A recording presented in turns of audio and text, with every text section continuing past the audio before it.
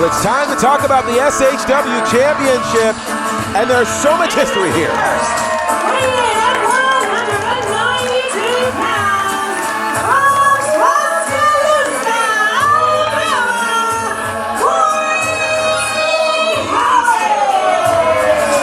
Hollis, the first ever two-time SHW champion, and I guess as I think about it, the only two-time SHW champion, hoping to make tonight the three-time champion.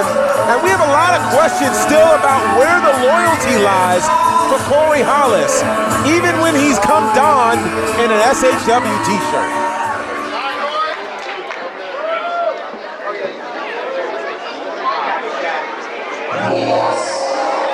It's not a test.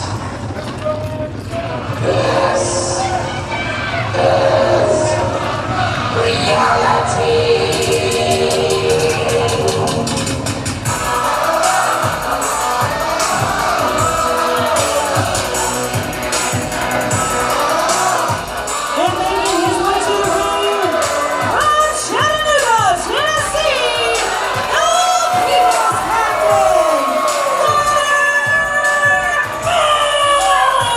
You see the captaincies all throughout the action building going up through this great crowd as Gunnar Miller makes his way out. Another former SHW champion. You mentioned that Corey Hollis could become a three-time champ. Well, Gunnar could become a two-time champ if they're able to defeat Judas, the man who defeated him for the Southern Honor Championship. And you know what's interesting, GB? You mentioned that about Corey Hollis being a three-time champion.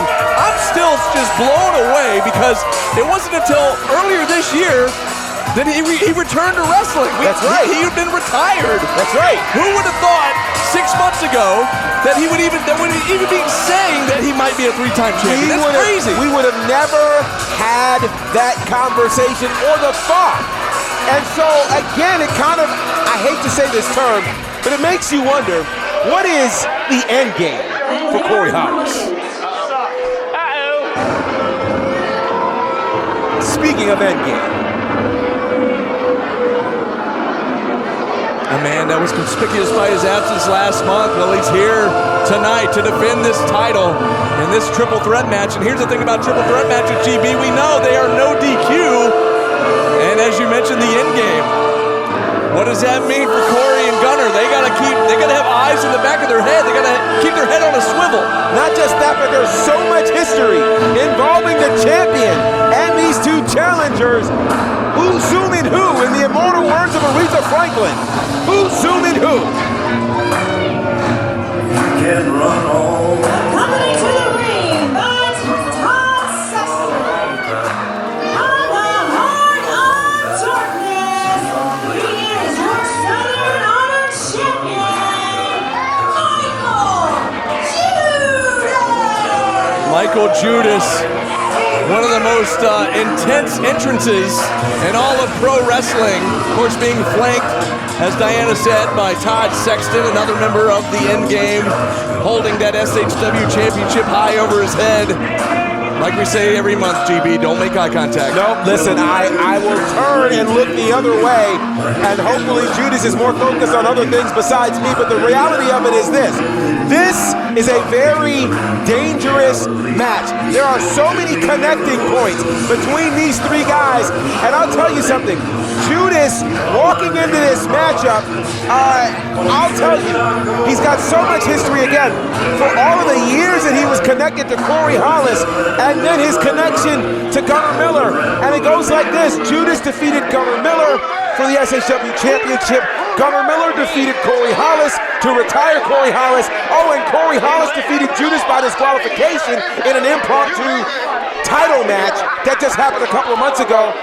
What's going to happen here tonight? We're about to find out. Look at the big man pacing back and forth. There's the bell from our official David Weekley. And as we kind of predicted here, Gunnar Miller and Corey Hollis working together early on to take out Michael Judas. Well, that's really wisdom there. If you get rid of the largest man in this matchup, then the two of them have an opportunity against each other. But Judas's overwhelming power and rage. Oh my gosh. Whoa. Oh gosh. He just goozled up Corey Hollis and threw him to the outside over the top. Oh! A super kick on the outside from Todd Sexton well, to remember, Corey Hollis. It's no disqualification situation Oh, look out. because Oh! it is a triple threat match. Massive spine buster. That's exactly what I said, sir. Thank you for listening. I appreciate Just it. let us do our job and you stay over there, Sexton. No disqualification, as we so expertly said. No count out as well. All for the SHW Championship. Look out. Right here in front of us is Gunnar Miller with big shots here to Judas. Judas face first into the guardrail right in the front row. So let me just tell you something that I noticed the second that it happened. When Gunnar Miller walked out here, did you notice that he's not wearing his normal trunks? He's wearing long pants. And wearing those long pants look out. usually means that Gunnar Miller is ready to hurt somebody. Absolutely, and Judas right now is on the other end of that as he just got sent into the front row over the guardrail. Gunnar Miller is so focused, and Gunnar is now going out into the front row. He's going to go out after him, but look, what is Todd Sexton right there talking to Judas? I can't really see from over here what he was doing. Well, I'll tell you what, this thing has gotten out of hand quickly, as we knew it would.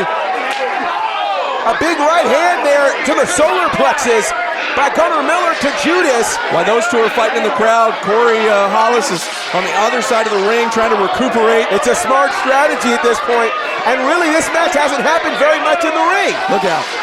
Yeah, you're right, GB. If you're Corey Hollis, let the other two guys beat the hell out of each other. Absolutely, because all you got to do is get a 3 count or get a submission.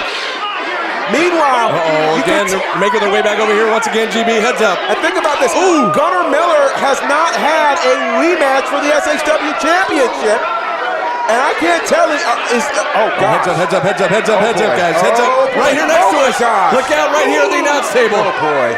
Oh, heads up. Gunnar Miller going to get sent into the guardrail by Judas. And there are whelps all over Judas right now. Look at his back. And again, Gunnar slung into the guardrail. Now into the ring apron. Judas, I think all Gunnar did was just piss him off even more. Certainly did. And Judas is throwing Gunnar Miller around like a rag doll. Literally from pillar to post. And there's the post you just mentioned, GB, as Gunnar Miller went into it face first. Judas asking who's the man, the crowd booing. Heads up! A dive from Corey Hollis. We wondered where Hollis was. Corey Hollis was biding his time. And you know, this is one of the things that made Corey Hollis a 2-time SHW champion, is just knowing when to strike. The ring veteran, very smart man. Now the ground and pound from Corey Hollis.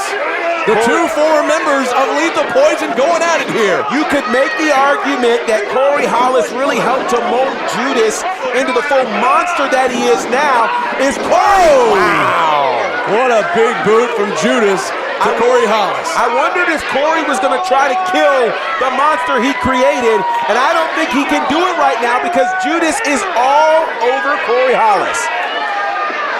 And we saw this stance a couple of shows ago where Judas backed Corey into that very corner and just had a field day.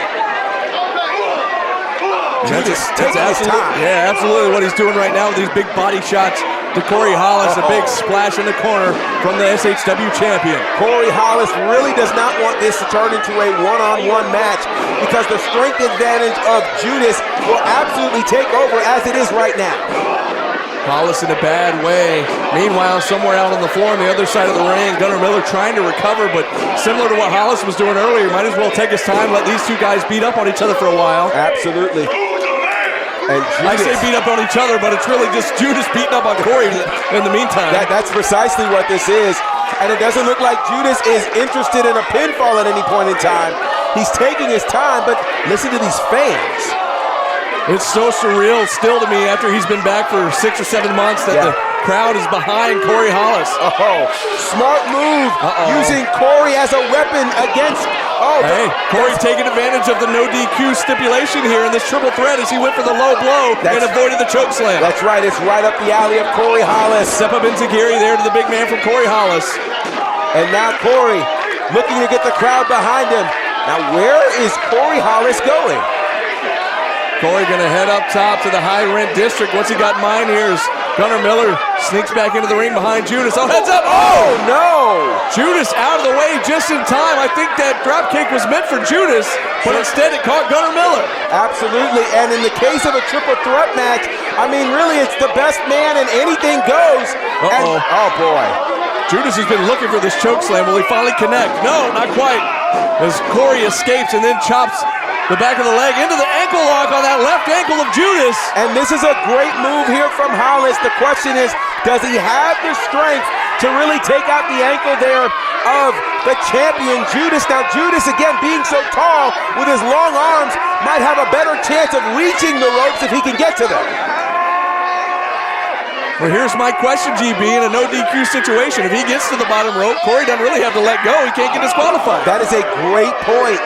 Now Gunnar Miller back in. He breaks up the ankle lock, much to the delight probably of Judas. Certainly. Judas, I'm sure, is happy about this. Meanwhile, now I'm sure that Gunnar Miller has shaken everything off and realized that, hey, if I got to go through Corey Hollis and become champion, I'll do so. Now that Judas has a bad wheel, he's down in the side of the ring, and now it's going to be Corey and Gunnar forehead to forehead. And really, the two of them kind of want this scenario because they have a better chance against each other than they do against Judas. You're right. This was the strategy at the get-go when they both went after Judas. Oh, step up enziguri for Corey Hollis to Gunnar Miller. Gunnar now trying to regroup in the corner. There's a spear. Oh, the spear nearly took Corey Hollis out of his boots. Oh, boy. And if I am Gunnar Miller, I'm moving a lot faster because you do not want Judas to catch his wind. Will he connect with the jackhammer? No, but it gets turned into a stunner as Corey Hollis able to counter, and now Gunnar Miller's down. Oh boy. And Judas is back up, and there's the choke slam. Oh, wow. Choke slam to Hollis right on top of Miller, and now Judas going for a pin here.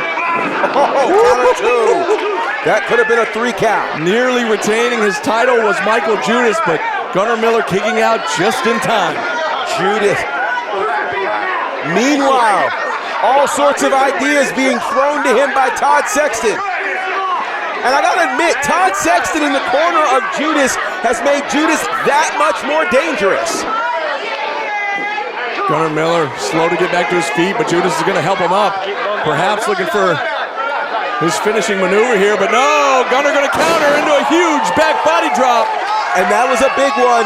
And you could tell, Oh, here's a big right hand from Miller to Sexton up on the ring apron. Now he's down on the floor. Here we go. Judas better turn around. There's a spear. A spear to Judas. Now, can he get the big man up? Could Gunnar Miller do it? Can he get the big man up? Gunnar Miller's got him up. He's got him. He's got him. Can he turn him over? Turn him over. We have a new champion. Oh! Corey Hollis breaks up the pin attempt, and now an ankle lock applied to Gunnar Miller. Corey Hollis honestly had no choice if he was going to save the championship for himself. Oh, quick reversal. Gunnar gets out of it. And here we go. We've seen him use the rock bottom before, perhaps going for it again, but Corey able to escape. Uh-oh. And what is Corey? Oh! What a shot. What a slam there from Corey Hollis. Corey to Hollis. Miller. What's he got in mind here? Could he be looking to go back up top? Look at this. We've seen him use that diving headbutt before, but oh boy, he waited maybe a hair too long as Judas has sat back up. Oh, but a flying forearm there. Can the big man, will he keep him down long enough? Judas rises up.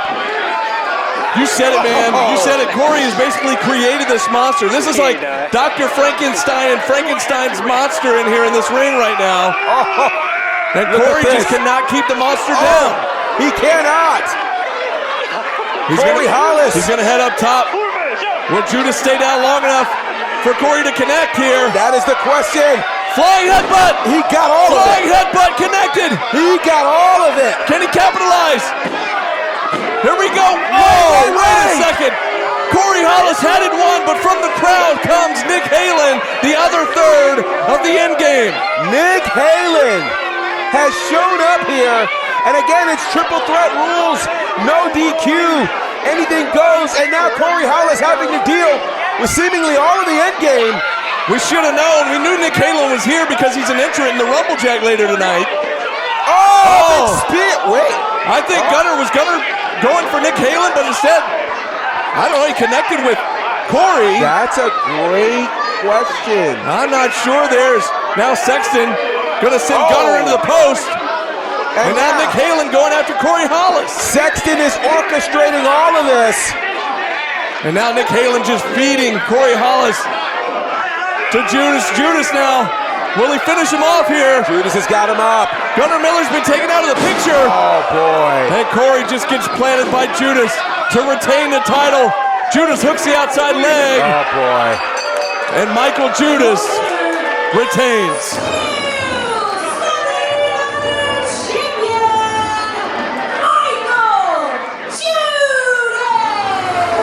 Judas telling everybody about the end game, and we get to see the end game show up in all of its power and all of its glory and all of its splendor. In Triple Threat rules, quite frankly, there was nothing that could stop this. And Sexton knew that, took full advantage of it. Judas is still your champion. Yeah, this kind of match, this no disqualification stipulation in a triple threat. I mean, it's right up the alley of the end game. It totally is. And now you got to ask yourself, if Corey Hollis couldn't do it, if Gunnar Miller couldn't do it, can anybody stop these guys?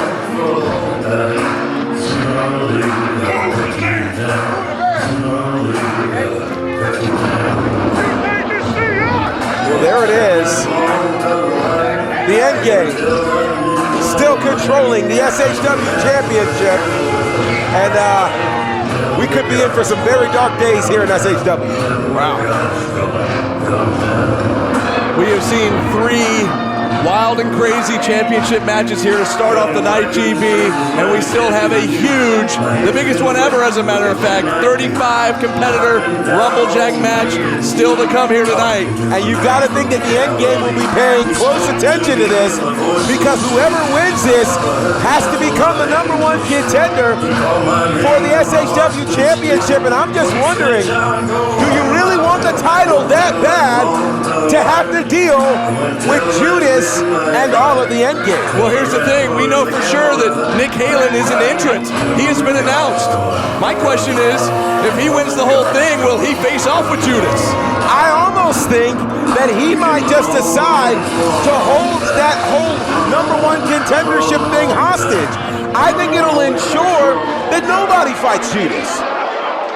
As you see back in the ring, the crowd showing their respect to Gunnar Miller and Corey Hollis as they put up a valiant effort, but it basically was a 3-on-2 situation there with all the members of the end game out here. Absolutely it was. See Corey holding his ribs after taking that big shot. Yeah, I think Corey's in trouble right now. Corey's in some trouble. Is there a reason why they have the blue light? Behind us. That's how I usually see that.